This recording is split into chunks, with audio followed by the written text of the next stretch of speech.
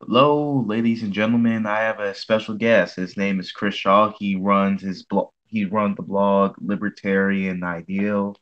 Concerning, he goes over a lot of topics concerning state formation, decentralization, and he also hosts a lot of articles. To the way I discovered him was through a other guy I know, Todd Lewis, concerning his essay on Rothbard's self-ownership axiom. You want to introduce yourself, Chris Shaw? Chris? Yeah. So as I said, I run a blog, Libertarian Ideal. I don't know how I describe myself politically at the moment, kind of all over the place. Maybe not so much of a libertarian as I used to be. My main kind of research interests at the moment surround things like state formation, network theory, organization theory. So focusing more on the theoretical sides of things like politics and sociology, more so than I guess you say the practical side of things nowadays. So that's kind of where I'm at the moment. So, so when you're like I guess like I said before, you like dealing state formation. How do you ultimately view how the state was formed? Um, So yeah, it's kind of an interesting one. It's difficult to say when or how a state is formed in and of itself because it kind of comes down to what the definition of the state is. I would kind of go along the lines of what Bob Jessup has written about, which is that it's more of a kind of assemblage or an institutional ensemble in the sense of a large kind of set of multiple social relations that aggregate around certain hegemonic visions and certain projects, such as infrastructure, such as the development of a kind of collective citizenship or a collective identity. So there are kind of those are the kind of bases of it, and then in terms of the history of it, I think there's a long history of, I say, differential formation. So you see different elements within different times. So obviously you have the kind of the early city states in areas like Babylon and ancient China, and they kind of began to aggregate into what could be called kind of quasi empires. So developing around certain coercive tactics to maintain a kind of center periphery relationship, the center being the major city states, the periphery being your kind of outskirt areas, your smaller villages, your townships. And over time, that kind of developed into what has some have considered to be states. And then there's the kind of more modern development. So you see going into the 15th and 16th centuries and into the 17th as well, obviously the development of what was called the Westphalian model in the end. So kind of strong bordered states that tended to interact more through treaties and economic forms of organization rather than necessarily through warfare and more tribal bases. So I think there's a kind of, as a history, it's very complex and multifaceted. It's difficult to say whether it depends what you would call a state to say when it begins and when it kind of forms. So that's how I would go about it. I mean, it's not really an answer, but it's kind of the best I can give, I think. so, do you have any thoughts and criticisms of how typical libertarians, such as a Rothbardian, views state formation? They usually define it as a monopoly over coercion and violence. It's been famously stated that the state is just gangs, marauding thieves. Do you think that's a very limiting and narrow view of the state? Yeah, I would agree. I think it is quite limiting simply because if it was simply a gang, it couldn't maintain the loyalty that it does. The kind of the paradox of the libertarian view of the state is it cannot explain why the state has remained so strong for so long and how it has formed.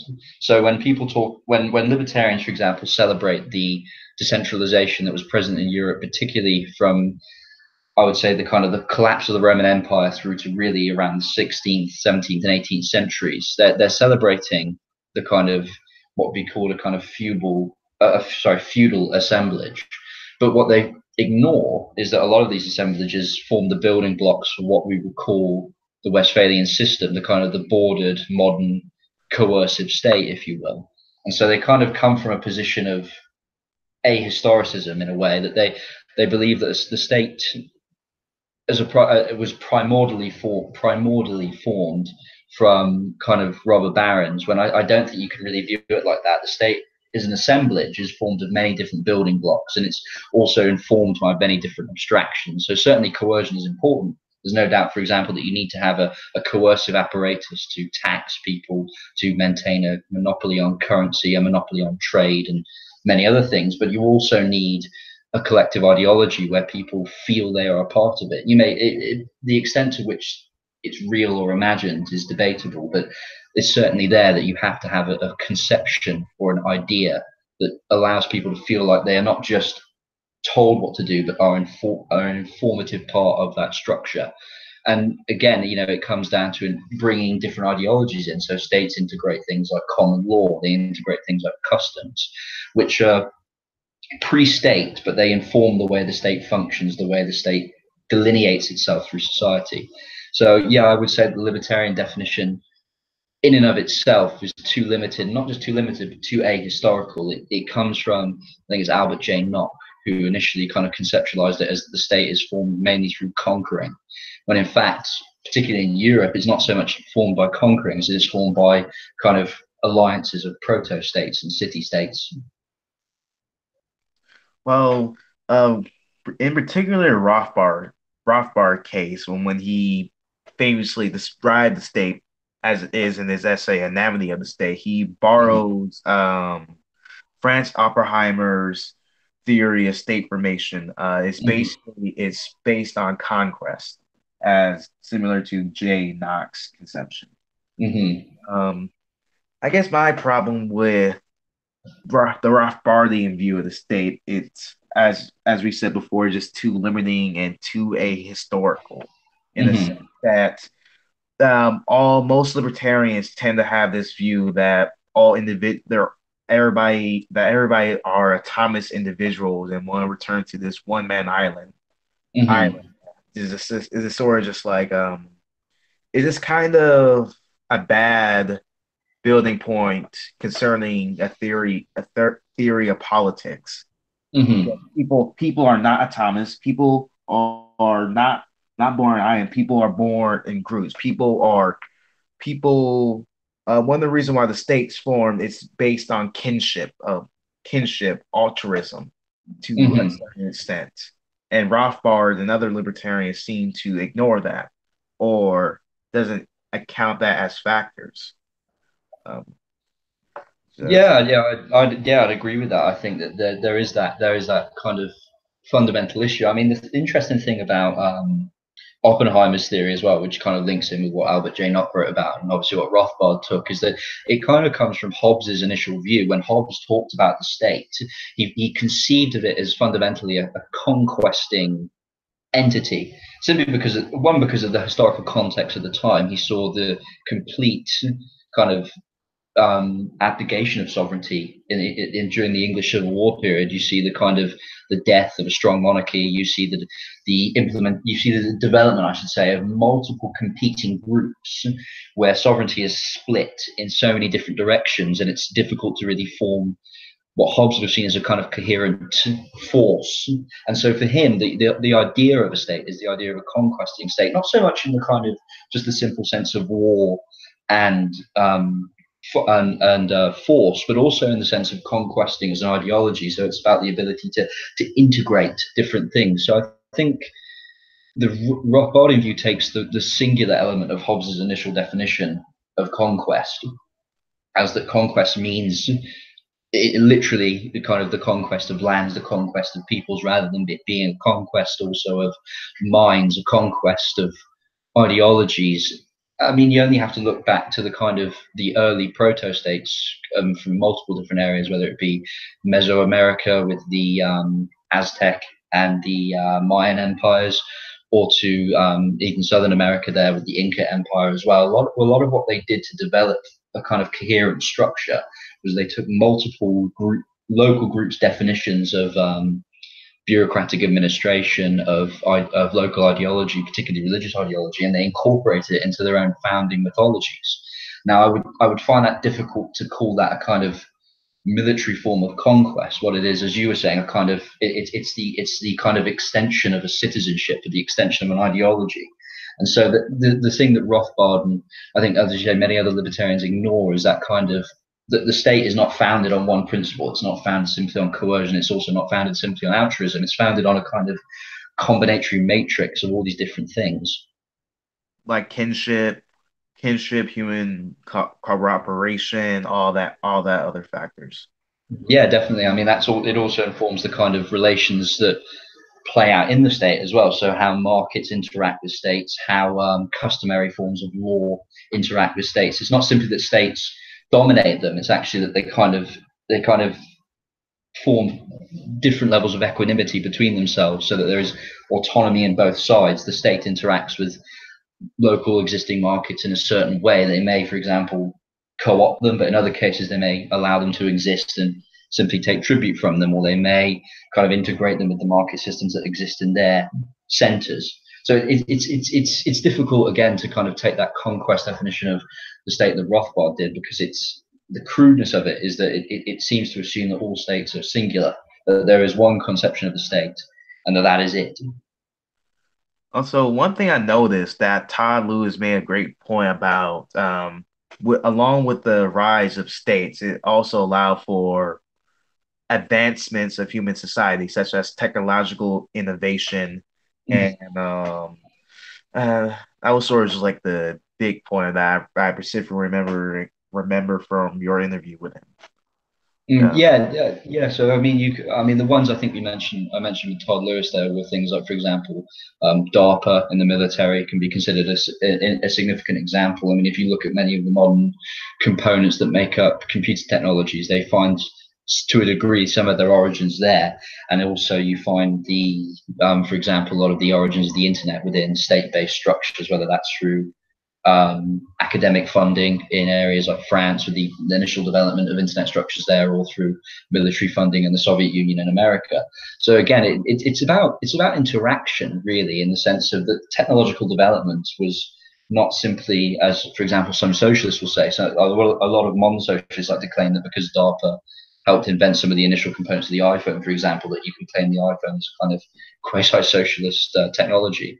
So it's not as crude as that. In the same way, it's not as crude to suggest that things like modern mobile and internet technologies are the pure development of private enterprise. What you see is a kind of assemblage and a combination of these two different things. So the state produces initial infrastructure, which is then improved and innovated upon by multiple individuals, whether those are involved in an academic setting or an entrepreneurial setting.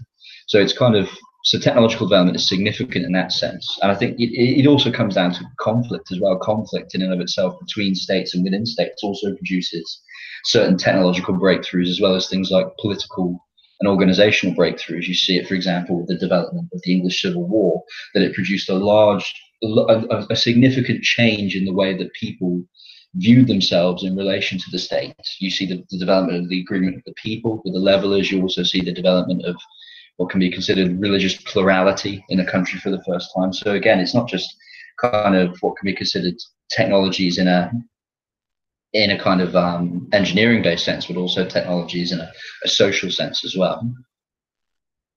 So, since you're sort of like still a libertarian, or you still believe in decentralization, what's your main Mhm. problem with the modern state, the modern liberal state, anyway?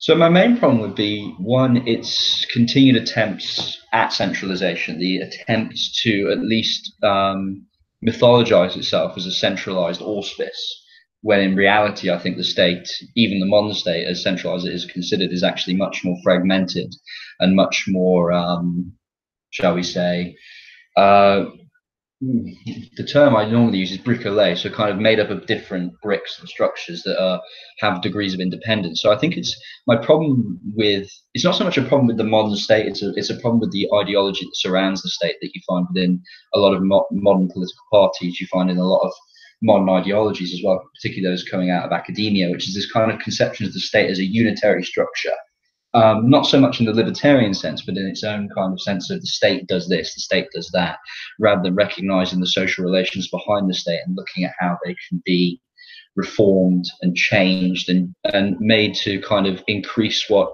Albert Hirschman described as either exit or voice, which are the two main things that I consider important: the ability to either voice an opinion and to become part of a kind of larger dialogue, or in the case of exit, the ability to remove oneself or part of oneself from a wider structure to allow for experimentation and innovation. And I think the modern state, particularly the modern state, is very bad at allowing that to happen. Not so much smaller states, but particularly I think the United States, the modern European Union, I wouldn't call it a state, but I think the kind of states in the modern European Union are very bad at doing this, whether in the sense of, if you look at Catalonia's attempt to secede from Spain recently with their referendum, I think you can see in that in the crudest sense how difficult it is, but also in the general sense of different organizational forms to develop. They're either kind of suppressed in some ways, or they're certainly not supported by modern structures, and that's the problem I would have, I would say. Hmm. That's interesting. That's actually leads me to another idea. Have you ever heard of a blogger named Spandrel, running the Bloody Shovel? No, I haven't. Okay, he has this idea called biological Leninism.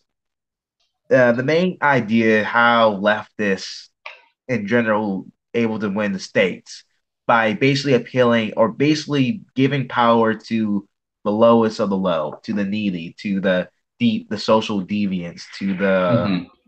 to basically the degenerates of our society, weirdos.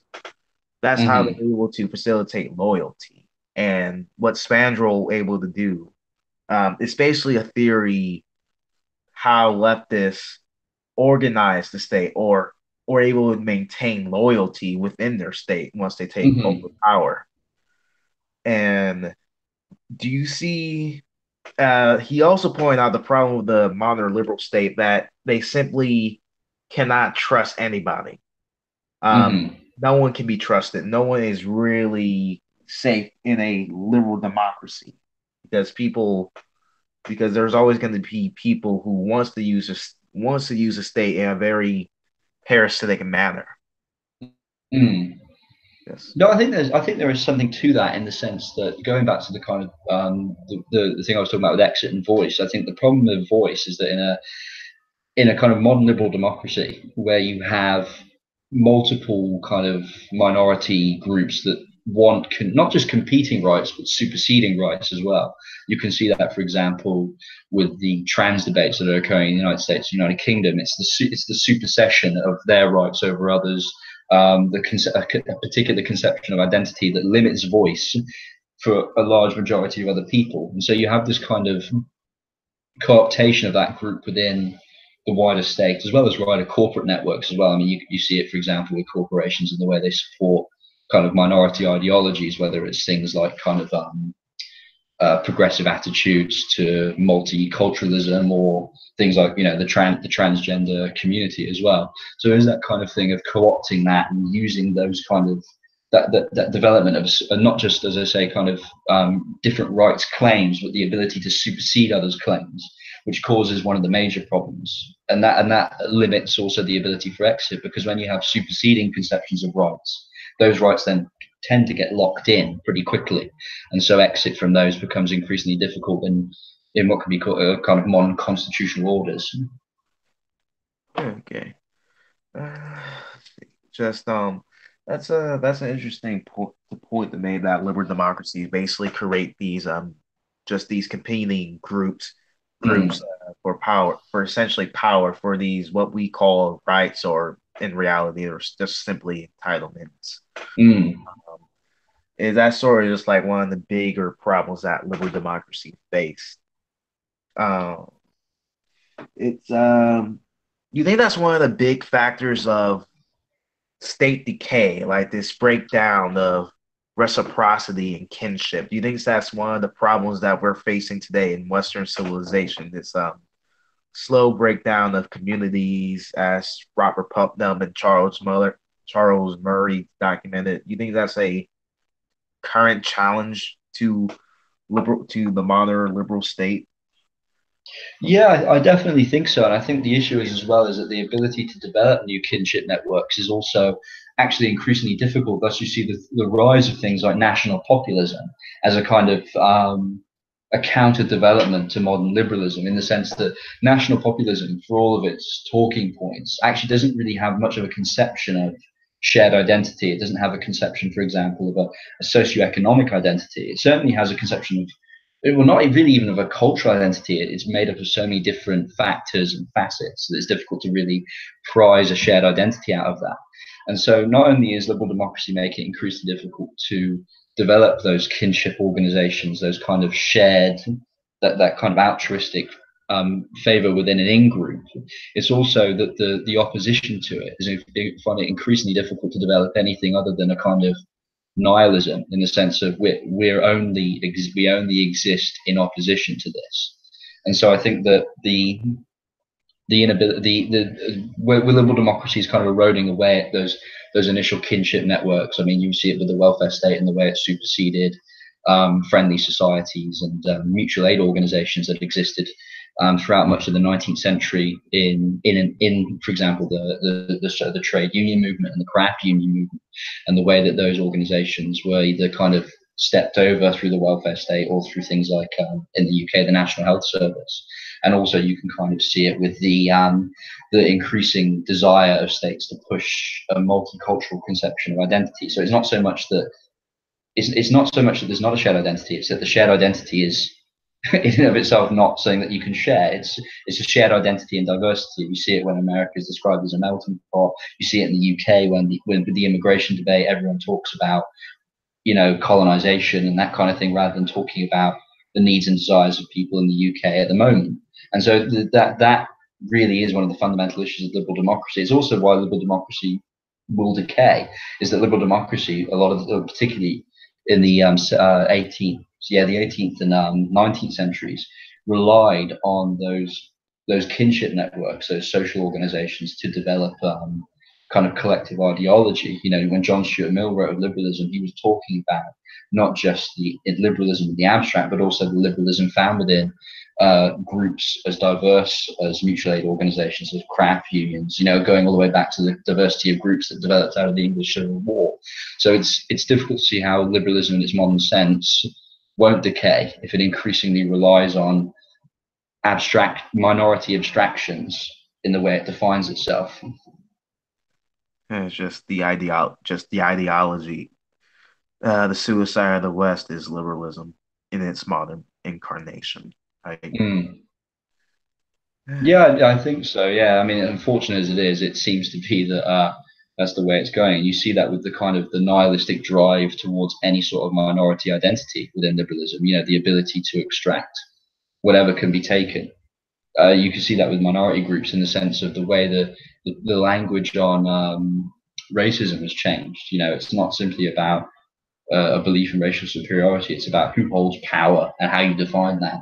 And it's interesting that in the United States, I think this is probably slightly more prevalent than the UK, is you see this kind of idea that it's white people who hold the power, when in fact white people as I say, an ethnic group, really aren't that well defined in the United States. It's probably the same with black people as well, is that you have this development of these ideas, and that liberal democracy now is attaching themselves to them. You only have to look at the one Democratic Party to see that they want to do that. And you only have to look at a lot of the kind of corporations as well in America, the way they promote that message and that kind of that lesson, and they try and co-opt it as well. Well, let's see.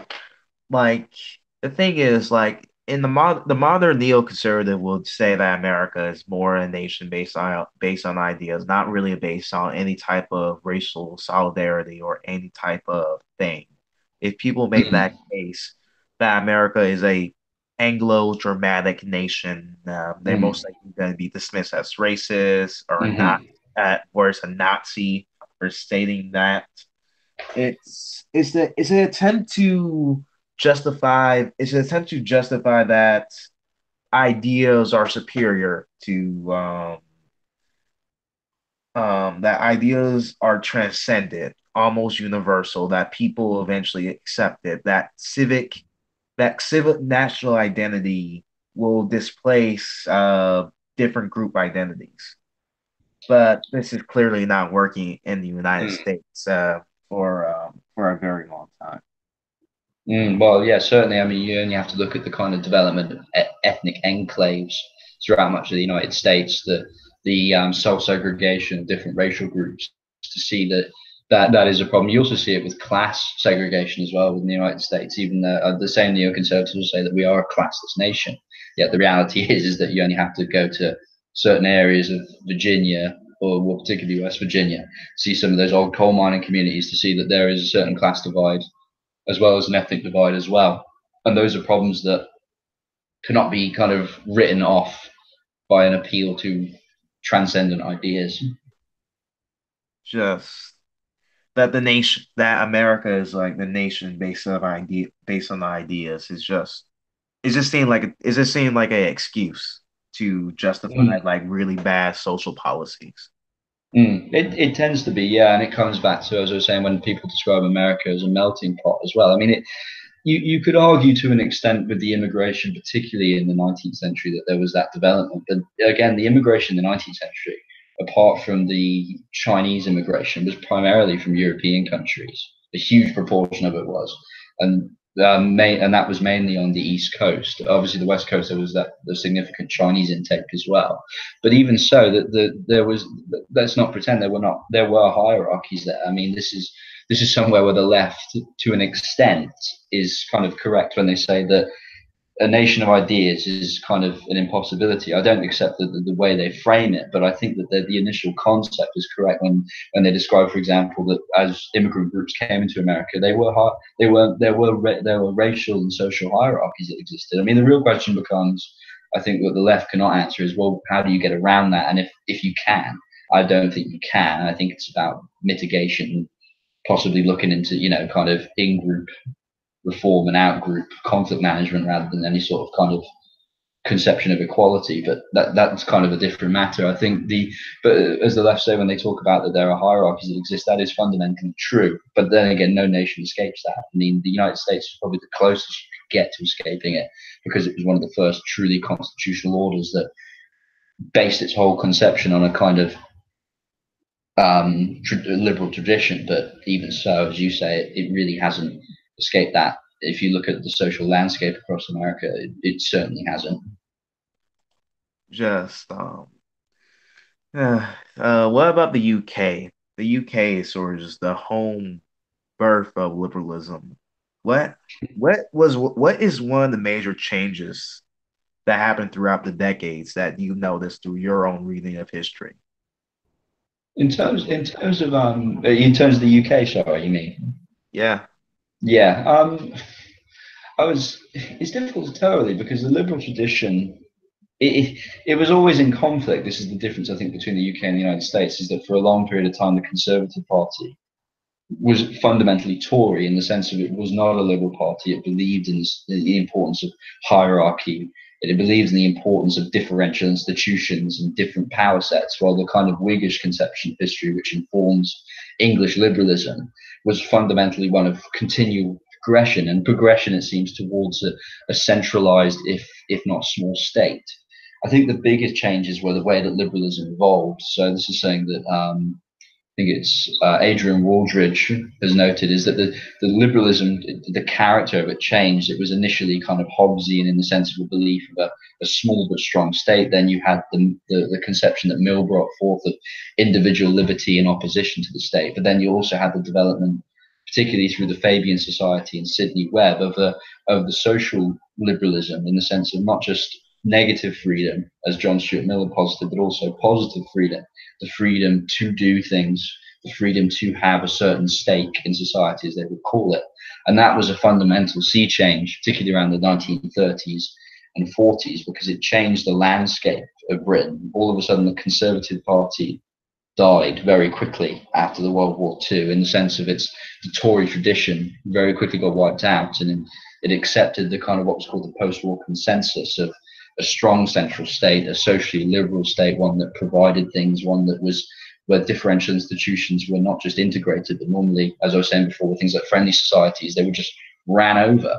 And so that was one of the big changes. And it's an interesting historical lineage in that sense as well, because there's always that concept of progression in there.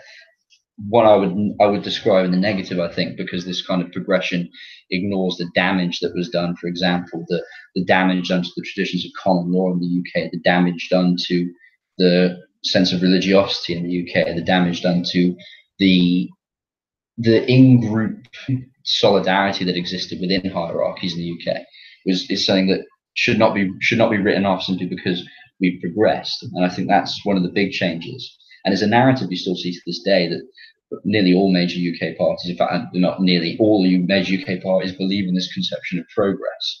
That progress is continual. It's framed in every debate. I mean, if you look at the modern Brexit debate, it's framed in conceptions of kind of a liberal progress, that we are a seafaring trading nation, or we are a nation of cooperation, or some such other thing. It frames everything, the whole politics of the UK at the moment. Okay, and that's a big change.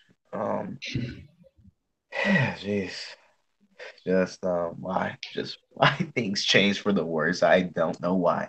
And so yeah, it's one of those things. I mean, that is kind of the fundamental question, I think, for particularly traditionalists, that they do struggle to answer, is that why have things changed in the way they have? Because I mean, you can look at, obviously you can't look back and suggest these institutions that existed were all perfect or even necessarily good. They had their huge issues, they had their huge problems. I mean, the real question becomes, it's the narrative that surrounds it. Why is a narrative of progress, and a narrative not just of progress in a kind of generic sense, but of continual progress, of this concept that we will move ever forwards no matter the kind of obstacles in our way? It's why has that tended to dominate? And it's a question that I struggle to answer as someone who's interested in traditionalism, is interested in the kind of the tradition of nations. It's one I would look back and think, well, how do you answer that? And it's fundamentally definitional, because it would, defining that and defining the identities that go with that would be a huge project in and of itself, I think. Hmm. Just well, some suggested it was due to female suffrage or women entering the workforce, but there's really like no solid answer. I mean, you can definitely see elements of that. I mean, you only have to look. I know this is something libertarians point out, is if you look at the kind of the average take of GDP of the state before and after women got the vote, it was a significant upswing when women did gain suffrage. But I think that the seeds had already been sown. You already had the enabling acts in the UK in the late 19th century that pulled a lot of powers away from the kind of incorporated cities and the like many of the kind of suzerainties, as they're called in the United Kingdom, these kind of differential power bases. They'd already been stripped of a lot of their power. A lot of the kind of landed gentry in the UK had already been gone by the late 19th century, and after World War One, most of them were dead. So really, it was kind of a case of mopping up what was left rather than any sort of maintenance, if you will, or kind of development. So I think that explains part of it. But even then, you go back as far, for example, to Henry VIII and the Tudorian lineage of the English Reformation, of the destruction of the monasteries, of a complete change of the way that the UK was socially and politically understood. It moved from the kind of, again, a lot of differential power bases, the Catholic Church, the Catholic monasteries, many of the Catholic lords that were purged. It was favourable lords to the monarchs that were favoured in terms of land grants, in terms of the where common land was given over to. So again, you could even go back that far and say that the growing seeds of kind of progressive centralisation may have been there as well. So it's difficult to tell where the starting point is in terms of like like here it begins. This is where we need to go back to or look back to. Hmm. Just I guess it is the reality that we cannot rewind the clock back and just need to keep moving forward and Mm. just understand what's going on. Um, Mm. Also, one of your blog posts, you want to explain post-libertarianism? I thought that Mm. blog post was really interesting. Yeah, it's something that hopefully as well. I mean, I haven't written as much as I'd like to in the last few months, well, this is the year really. But it's something I kind of want to develop to an extent. I mean, for me, post-libertarianism is about recognizing libertarian as one substrate of kind of ethical positions and ideological positions among many. So I think the problem is libertarians, particularly nowadays, mainly anarcho-capitalists. I'm thinking of what I think of this, but also a lot of these kind of small state libertarians. They want to take the modern world as it is and then put the NAP and the self-ownership principle on top of it and go, well, there you go, it's almost perfect now. Well, saying along those kind of lines, and as we said before, it's in their view of the state, it's ahistorical. I think in their view of the market and the view of the development of economic exchange, I think it's very ahistorical as well. So I think there's a significant problem there. And for me, a kind of post-libertarian position would be to look at how to use things like coercive structures to benefit people in terms of spreading the benefits of kind of negative freedom, if you will, and also the benefits of exchange and economic action as defined by Mises and Rothbard in their kind of theories of praxeology. So for me, it's about kind of spreading that out, but not limiting yourself to ethical principles, which are abstract at best. And incoherent at worst. Yeah, unfortunately so. I mean, one of the things that I'm interested in, for example, is analyzing the way that crime networks as they exist today integrate loyalty and integrate exchange into their into the way they work. So things like, I mean, the most obvious would be, for example, the Italian mafia in America, or maybe the Yakuza in Japan, and looking at how they actually don't just ingrain a sense of fear into people, but also a sense of loyalty, a sense of in-group dynamics. I mean, the Yakuza are particularly strong on this. If you, I was watching a documentary, must have been years ago now, that was talking about the way the police interact with the Yakuza in Japan, and actually the Yakuza hold a huge amount of social power when it comes to things like business disputes, even where businesses where they're not collecting protection money. They're regularly involved in disputes of that kind. They're involved in things like divorces and family relations and so on. And it's interesting because that suggests to me not so much an organization that can be considered in the crudest sense a gang or a kind of mob, but actually something that is more interesting in the sense of it integrates loyalty, it integrates different networks of power, and it interacts with them. And it's not simply a matter of shooting people to get what you want. It's actually a matter of kind of acting in a political way. So, for example, debating, having dialogue, developing unofficial treaties. It's the same with the black market as well. There was an interesting study done by, I can't remember the name. It was in a book called State and Space, and she wrote an essay for it that described the way the black market works nowadays. And in fact, the black market is so integrated into the modern economy that it's difficult to differentiate between black market GDPs and normal market GDPs. And so for me, I find that extremely interesting because what you see is a kind of a cross exchange of coercive dynamics with what most libertarians in terms of exchange would call free kind of the free interplay of exchange and ideas. Mm. Yeah, just it's just that yeah, it's just how it's just that society is so interconnected now. It's sort of just hard to separate these things and try Mm. to go for this ideal. For many libertarians, they kind of just want this this anarcho-capitalist utopia based on these informal social norms and networks, these Mm-hmm.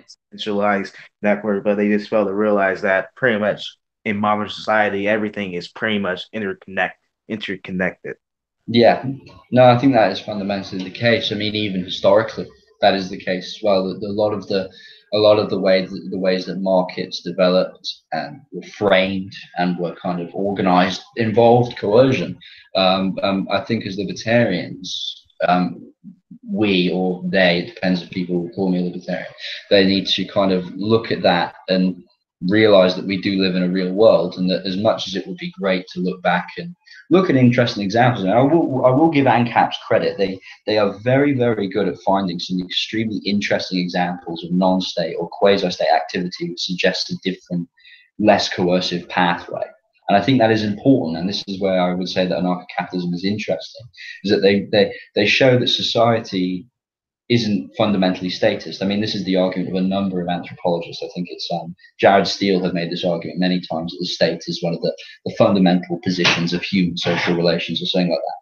What I like about anarcho-capitalists in their historical description of the state, to an extent, or the historical description, I should say, of alternative state structures, is that they recognize that there are different social norms and factors that can create governance structures. And I think that is important because I would say that as as we continually move towards, I would say, a future where states are, in some cases, very powerful, but then in some cases, increasingly less powerful, whether it's in terms of the ability to develop a coherent tax base, to develop a coherent shared ideology. So, whether or not states will remain nation states or will become nationless states.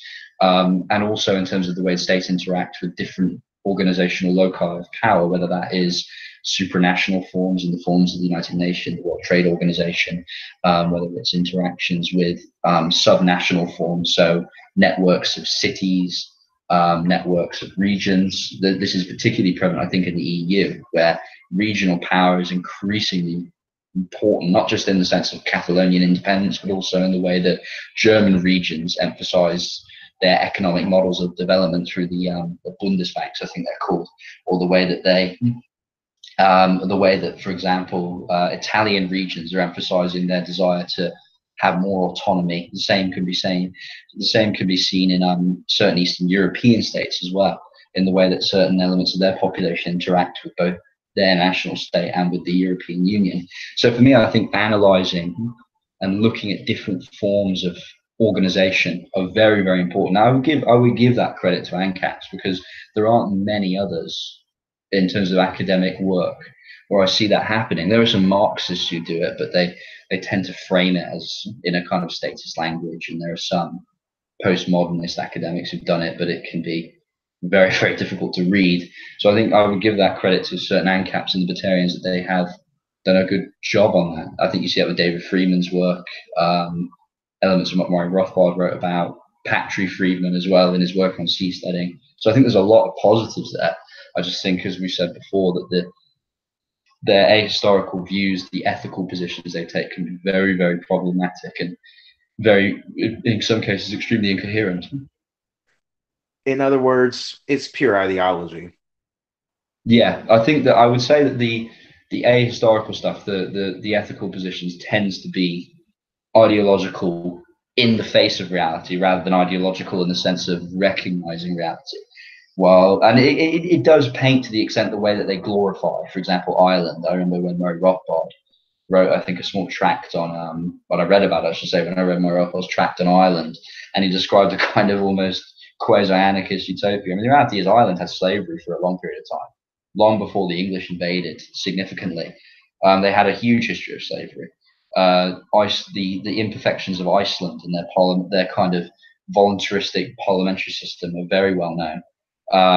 Huge infighting involved, the inability to manage conflict because of the voluntaristic relationships that existed. So as much as I will give them praise, I will also criticize them to an extent as well, in the sense that they won't just ahistoricize the history, the abstract history, but they'll also ahistoricize their own examples as well. Yes, that's also another problem. Um, yeah. So, do you have any questions for me?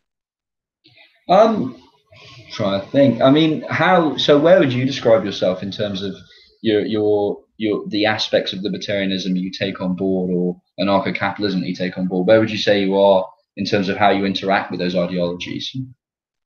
I tend to follow this person, this relatively unknown school of thought called propertarianism. Hmm. And yeah, it took me a while to understand it because the authors and the several writers tend to use a very extremely technical language, Hmm. very legalistic language.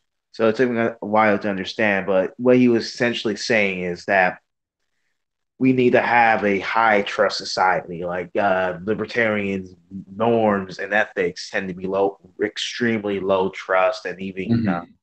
even parasitic at times. Like Just like for example, like Walter Black's defending an undefendable world. No one wants to live in a world where pretty much everything is like decriminalized and legalized, like Hmm.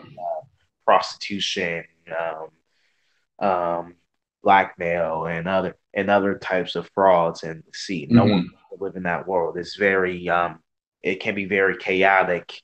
Like for example, Russia and many Eastern European countries are like that. It's a very low trust system to have.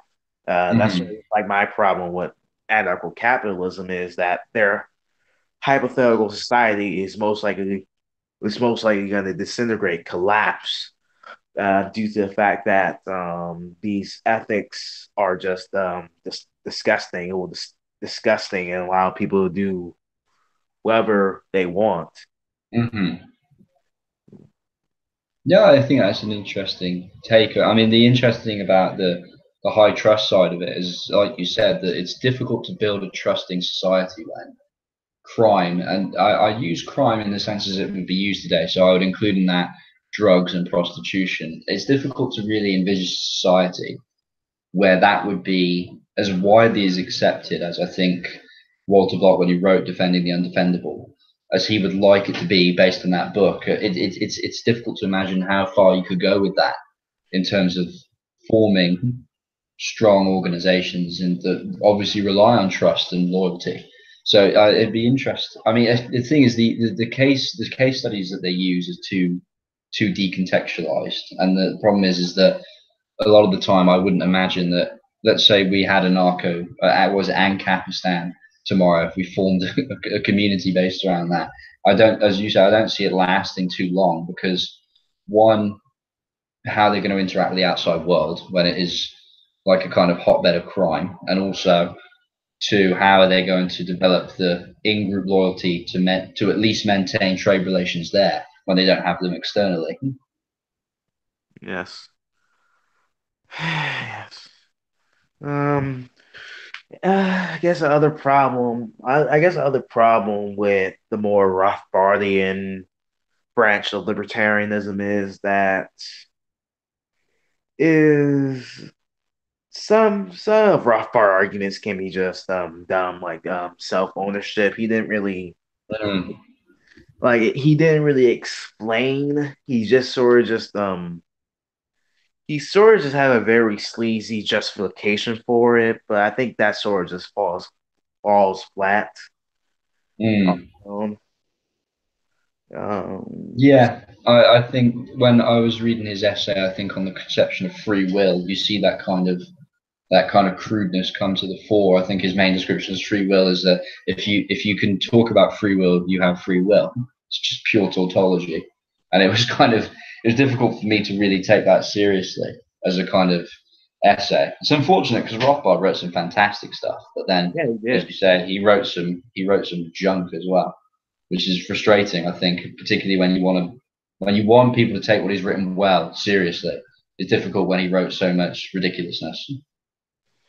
Just there, I just he was just a very flawed philosopher, and Mm, that can be just simple as that. unfortunately, so. I think as well as it's influenced a lot of the kind of, particularly anarcho-capitalists, in the sense of he's take a lot of what he's written is taken as a kind of Bible, more so than as a critical reflection.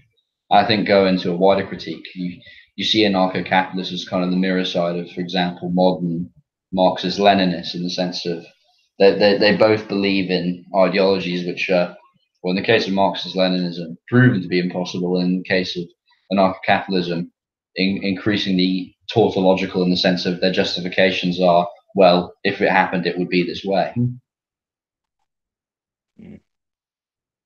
yes. Mm. Well, I think I'm gonna end this talk here. We've been talking for nearly an hour here. Thanks for coming on. I hope everybody enjoys their weekend. Cool. Thank you for having me. Okay.